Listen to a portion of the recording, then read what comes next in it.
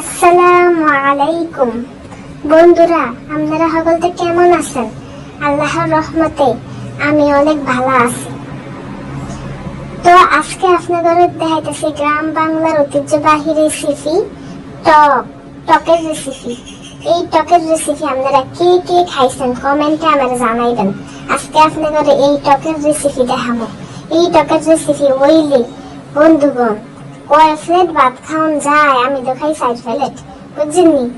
আপনারা রান্না দেখছেন আমি যেমনি রান্নু, এমনি যদি রান্ধতে পারেন তাইলে তো বন্ধুগণ ডেগের ভাত সকল শেষ হয়ে যাইব আপনাকে, বুঝছেন নি? তো আপনাকে ভাত খানা শেষ হইতো না, বুঝছেন? যেদিন টক রান্ধবেন ভাত কদ্দুর বাড়ায়রাও রান্ধবেন। এবার আমি রেসিপি চলে যাই। এই যে লয়ে নিলাম একটা ডেস্কির মধ্যে এই যেগুলা ডিম আছে, ছোট ছোট আম দিয়ে টক ফাঁক করবো। এই ছোট ছোট আমের টকের রেসিপি আপনাদের দেখাবো। দিয়ে নিলাম ডেকের মধ্যে একটা মাথা আর একটা লেঙ্গুর। এই লেঙ্গুরের মাথা দিয়ে টক খাইতে যেই মজা লাগে গো। এখন দিয়েছি কাঁচামরিচ, টমেটো, এরপরে টকের মধ্যে দেওয়ান লাগে পেঁয়াজ বাটা, এরপরে দেওয়ান লাগে রসুন বাটা, বুঝছেন নি?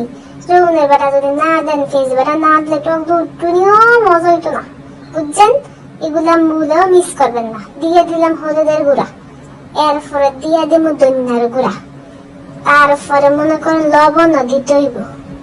লবণ ছাড়া তো মাটি ছাড়ি একবারে কোনো স্বাদই হইবে না, বুঝছেন নি?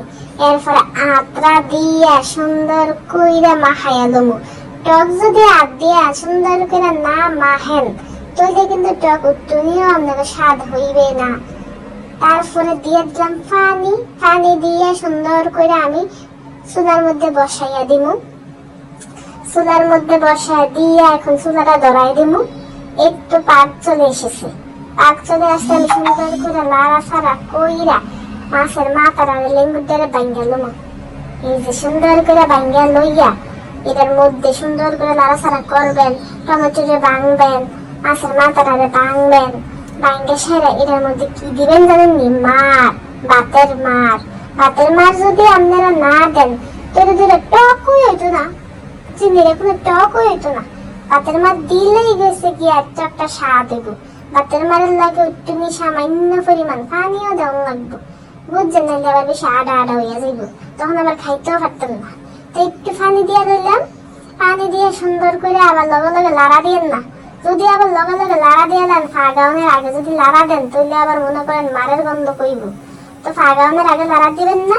এই যে আমার ফাগ আইছে, আমি ওখানে লাড়া দিতাম পারি, বুঝছেন নি? আপনারা ফাগাউনের পরে আপনারা লাইরা দিবেন। একটা চামচ লইয়া আমি দিতেছি লাড়া, দেখেন আমি কি সুন্দর লাগে গো।